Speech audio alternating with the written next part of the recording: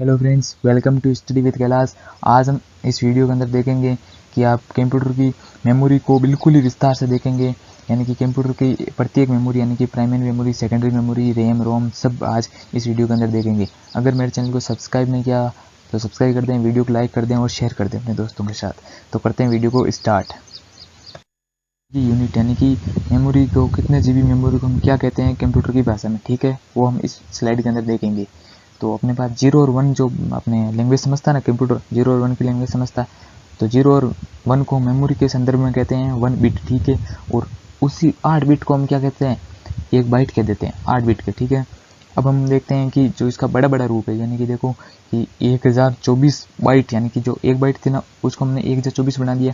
तो उस बाइट को हम क्या कहते हैं, 1 किलो बाइट, यानी हम कहते हैं ना 1 KB, ठीक है। और उसी 1 KB को वापस यानी कि हम बना देते हैं 1024 किलो बाइट, यानी कि KB बना देते हैं। तो उसको हम कहते हैं 1 MB, यानी कि 1 मेगाबाइट, ठीक है। हम कहते हैं ना 5 MB, 10 MB, 100 MB देता है जियो वगैरह वगैरह, कहते हैं वो MB के अंदर था। वो क्या है, 1024 किलो बाइट का 1 MB बनता है, ठीक है। फिर उसी मेगाबाइट को हम 1024 में बदल देते हैं, 1024 में बदल दिया, फिर हो जाता है GB ना, गीगाबाइट, यानी कि GB, जिसे हम GB कहते हैं, 1 GB 2 GB, ठीक है। उसके अंदर क्या होता है, अब हमें ऐसा पूछेगा कि अपने एग्जाम के अंदर कि 1 GB के अंदर कितने MB होते हैं, तो हम कहेंगे 1024 MB होते हैं, ठीक है। तो ऐसा पूछेगा। अब हम इसी GB को हम अगर बदल दें 1024 के अंदर, यानी कि 1024 को GB को हम क्या कहेंगे, 1 TB यानी कि टेराबाइट कहेंगे, ठीक है। और उसी टेराबाइट को 1024 में बदलने के पश्चात 1 पेटाबाइट कहते हैं, ठीक है। तो एक अपने पूछेगा 1 पेटाबाइट के अंदर कितने TB होते हैं, तो हम कहेंगे 1024 TB होते हैं। 1024 PB यानी कि 1024 पेटाबाइट, यानी कि उसको हम क्या कहते हैं, एक एक्साबाइट कहते हैं, एक्साबाइट, ठीक है। और 1000 एक्साबाइट को, 1024 एक्साबाइट को हम क्या कहते हैं, 1 जेटाबाइट कहते हैं। और 1024 जेटाबाइट को हम कहते हैं 1000 योटाबाइट, ठीक है। तो इसको कैसे याद रखोगे आप, ये तो थोड़ा मुश्किल हो जाएगा, लेकिन देखो इसको याद करने का तरीका होता है, ठीक है। तो ये आप देखो कि टेराबाइट तक तो आप ऊपर ऊपर याद कर लोगे, कोई इसके अंदर बड़ी बात है नहीं। तो नीचे वाले को आप ऐसा याद कर लेना, पेजी याद कर लेना, ठीक है, PEZY, ठीक है, पेजी। तो ऐसा आपको क्रम से याद हो जाएगा, ठीक है। अब देखते हैं, छोटा सा एक नोट हमने लिखा है, उसके अंदर क्या है कि 8 बिट होते हैं ना अपने पास, छोटे छोटे 8 बिट। देखो मैंने अपने बताया 8, आई मीन 8 बिट को तो हमने कहते हैं 1 बाइट कह दिया। अब एग्जाम पूछ ले कि 4 बिट को हम क्या कहेंगे, ठीक है, तो 1 निबल कहते हैं 4 बिट को, ठीक है। वैसे पूछता नहीं, कभी कभी थोड़ी छोटी इकाई है, क्या पता पूछ ले, लेकिन पूछेगा था तो ये GB वगैरह यहाँ से पूछेगा, ठीक है, छोटी बाइट के अंदर नहीं पूछता, ठीक है। तो चलते हैं अगली स्लाइड के अंदर। इसके अंदर हमने देखा मेमोरी यूनिट, यानी कि हमने कैसे इसको याद करना है, क्या क्या होती है, ठीक है। तो इस अपने स्लाइड के अंदर देख लिया, ठीक है। अब चलते हैं नेक्स्ट स्लाइड के अंदर। अब हम देखेंगे कि टाइप ऑफ मेमोरी, मेमोरी कितने प्रकार की होती है। वैसे मेमोरी होती है मुख्यतः 2 प्रकार की, ठीक है। एक होती है प्राइमरी मेमोरी, एक होती है सेकेंडरी मेमोरी। जो प्राइमरी मेमोरी है उसके अंदर आते हैं रैम और रोम।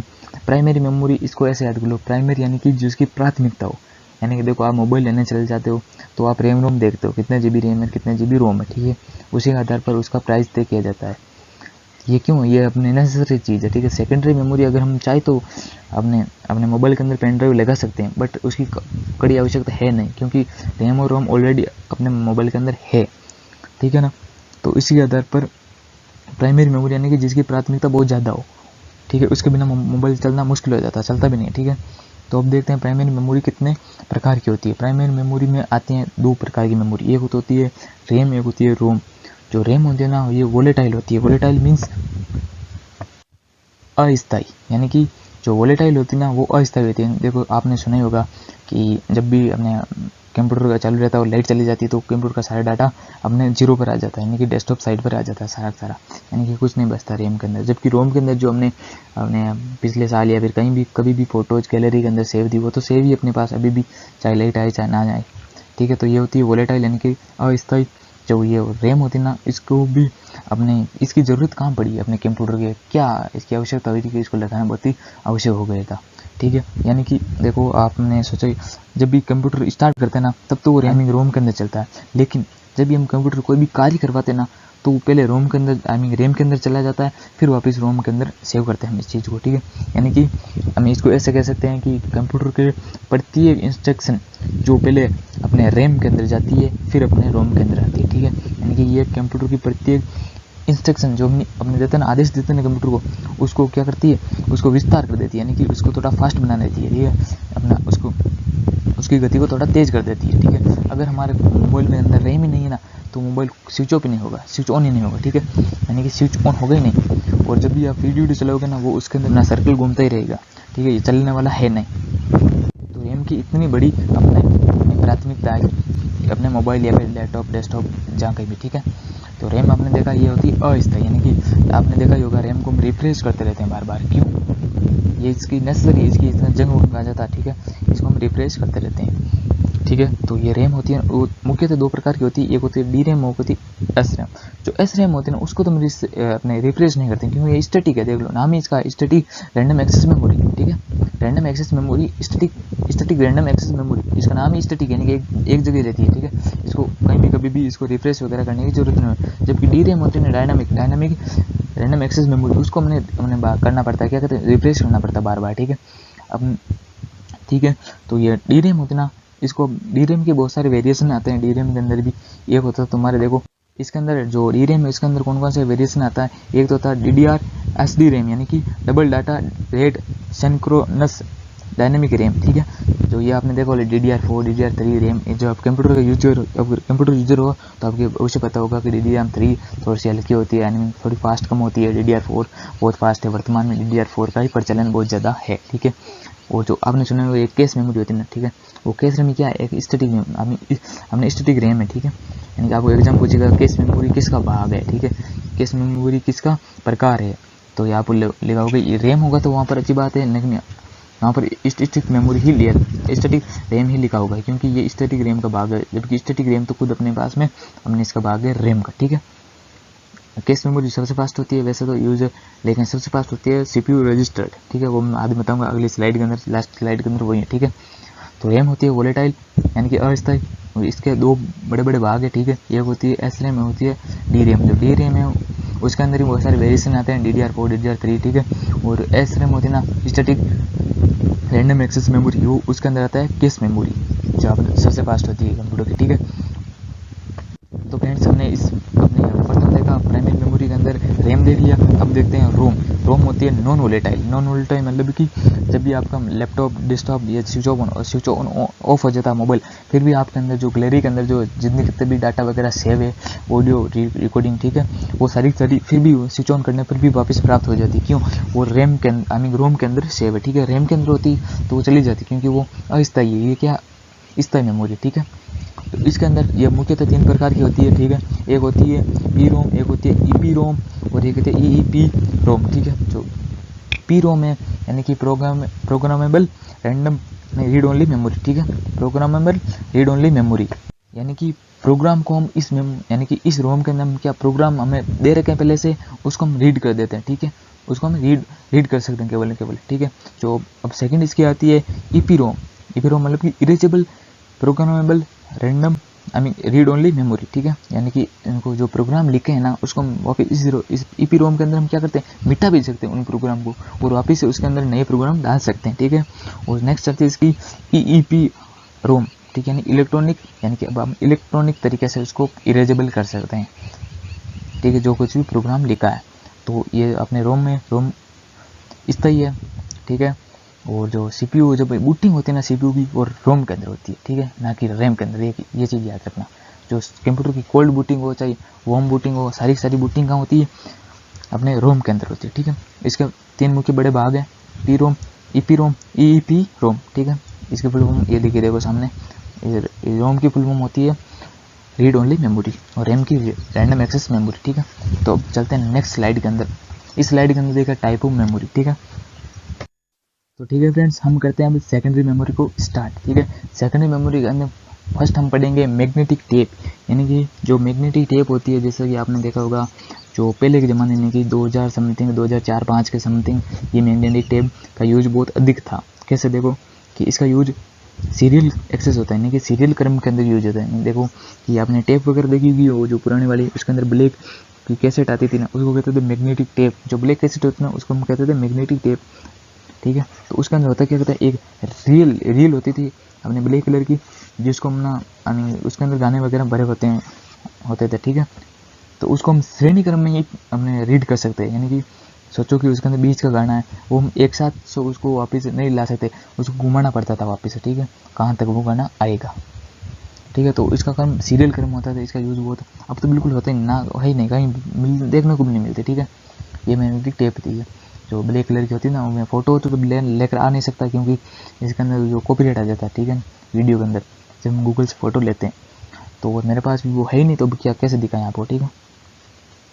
वो आपने देखी होगी वैसे तो, ब्लैक कलर की होती है ना वो कैसेट, उसके अंदर रिफिल होती है भरी हुई, ठीक है, जो दोनों चक्री के ओर घूमती रहती है, ठीक है, उसके अंदर गाने भजन वगैरह होते रहते हैं, ठीक है। तो और एक तो होती है मैग्नेटिक टेप, जो अपने टेप के अंदर चलती है, वो मैग्नेटिक, वो सीरियल क्रम में एक्सेस होती है, ठीक है, यानी कि उसको सीरियल क्रम में ही पढ़ा जाता है, ठीक है, आई मीन सुना जाता, पढ़ा जाता है, कंप्यूटर की भाषा में पढ़ना कहता है, ठीक है, हर एक चीज़ को, इंस्ट्रक्शन को, ठीक है। अब आते हैं फ्लॉपी डिस्क, जो मैग्नेटिक टेप के बाद आती है फ्लॉपी डिस्क। फ्लॉपी डिस्क क्या थी, अपने ये दो प्रकार की थी, यानी कि ये दो वेरिएशन के अंदर आती थी मार्केट के अंदर। एक तो थी 5.25 इंच की और एक थी 3.5 इंच की, ठीक है। जो 3.5 इंच की थी वो तो 1.4 MB की थी, यानी कि 1.4 MB मीन्स सारे आप लमसम कह सकते हैं, अब मैंने कि एक फ़ोटो आएगी इसके अंदर, ठीक है। इस पूरी इंच की अपने 3.5 इंच के ना, उसके अंदर अपनी केवल एक फ़ोटो आएगी। यानी आज हमने देखते हैं कि एक फ़ोटो को अपने क्लिक करते हैं, उसके अंदर भी 2 MB चली जाती है, ठीक है। तो ये इतनी छोटी थी, ठीक है, इसका क्या कहें, बहुत छोटी थी।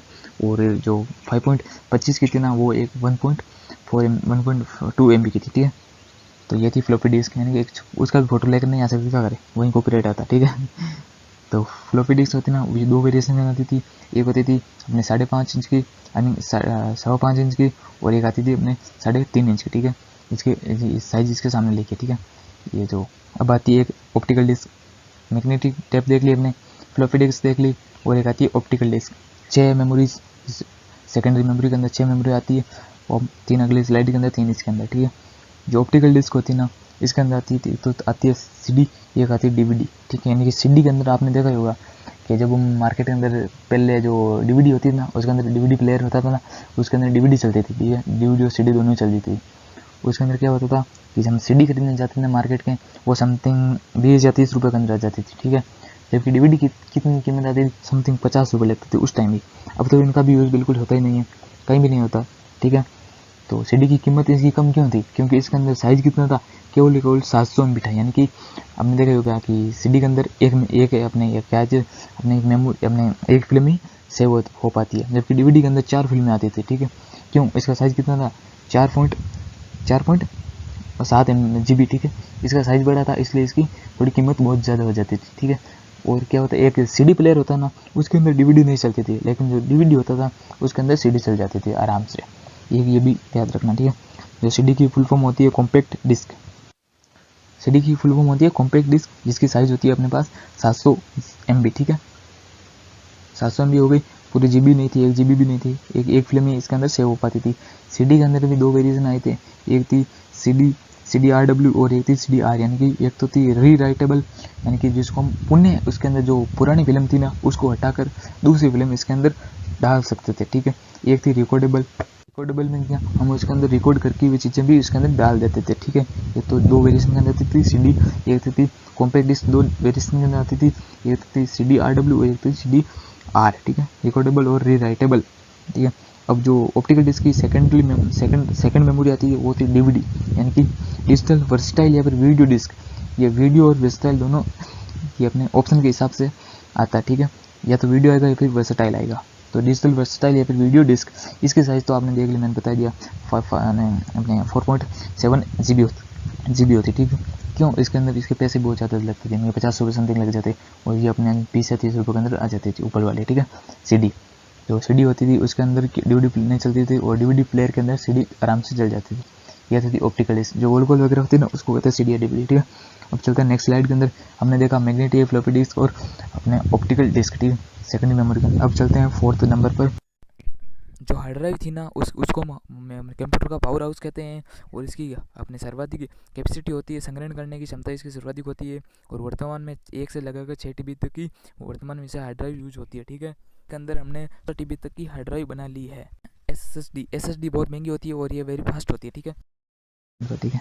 USB स्टोरेज डिवाइस के अंदर आते हैं, दो बड़े बड़े फैक्टर होते हैं अपने USB अपने स्टोरेज डिवाइस के अंदर। एक होता है पेन ड्राइव, एक होता है मेमोरी कार्ड। मेमोरी कार्ड तो हम साधारण यूज़ करते हैं और पेन ड्राइव का हम कभी कभी यूज़ करते हैं। पेन ड्राइव को हम फ्लैश ड्राइव भी कहते हैं। और मेमोरी कार्ड के अंदर भी एक SD कार्ड आता है, एक आता है माइक्रो कार्ड। अपने मेमोरी कार्ड दो प्रकार का आता है ना, एक आपने देखा होगा मेमोरी कार्ड के ऊपर लिखा होता है, एक ऊपर लिखा होता है माइक्रो, एक ऊपर लिखा SD कार्ड, ठीक है ना, तो वो होता है। और पेन ड्राइव तो अपने आप जानते हो अलग से होता है। तो हमने देख लिया सेकेंडरी मेमोरी के अंदर क्या क्या देखा कि अपने पास थी अपनी कौन कौन सी सेकेंडरी मेमोरी के अंदर। एक तो थी मैग्नेटिक टेप थी, एक था ऑप्टिकल डिस्क थी, एक थी फ्लॉपी डिस्क थी, एक थी अपने हार्ड ड्राइव, SSD और USB स्टोरेज डिवाइस, ठीक है।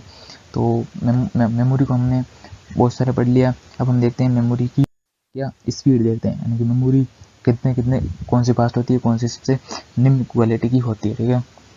तो हमने रैम देख ली, रोम देख ली, प्राइमरी मेमोरी देख ली, सेकेंडरी मेमोरी के सारे भाग हमने देख लिए, ठीक है। तो अब देखेंगे मेमोरी की स्पीड, यानी कि स्पीड क्या थी। जो सबसे कम स्पीड किसकी होती है, मैग्नेटिक टेप की। मैंने आपको बताया ना, इसको सीरियल क्रम में यूज होता है, कौन यूज करता है इसको, देखो बार बार घुमाना पड़ता है उसको, चाहे उसे मशीन से घूमो, टेप से घूमो या फिर हाथ से घूमो, उंगली डाल के घूमो, बहुत मुश्किल होता था। अब तो कोई देखने को भी नहीं मिलती, ठीक है। उसके बाद आती है ऑप्टिकल डिस्क, फिर आती है मैग्नेटिक मेमोरी, कौन सी मैग्नेटिक मेमोरी, और फिर आती है मेन मेमोरी, फिर आती है कैश मेमोरी, और फिर आता है CPU रजिस्टर। जो CPU रजिस्टर इतना ये तो सबसे बहुत फास्ट होता है, ठीक है, उससे फिर होती है, लेकिन आपको ऑप्शन में कभी CPU रजिस्टर नहीं मिलेगा, क्योंकि और आपको मिलेगा सबसे फास्ट मेमोरी कौन होती है, कैश मेमोरी होती है, ठीक है, लेकिन याद रख लेंगे। और सबसे निम्न गुणवत्ता की मेमोरी कौन सी होती है, मैग्नेटिक टेप। तो फ्रेंड्स, हमने इस वीडियो के अंदर मेमोरी को बहुत ही डिस्कस से देखा और अच्छे से डिस्कस किया, कुछ भी पार्ट इसका छोटा नहीं है। थोड़ी सी हिंदी टाइपिंग मुझे आती नहीं, इसलिए मैंने हिंदी टाइपिंग की नहीं इसके अंदर, क्योंकि थोड़ा मुश्किल हो जाता है और समझना भी थोड़ा मुश्किल है, और बोलता तो वैसे भी मैं हिंदी के अंदर ही हूँ। मेरा वीडियो अच्छा लगा तो लाइक करना, चैनल को सब्सक्राइब करना और दोस्तों के साथ शेयर करना। Thank you so much.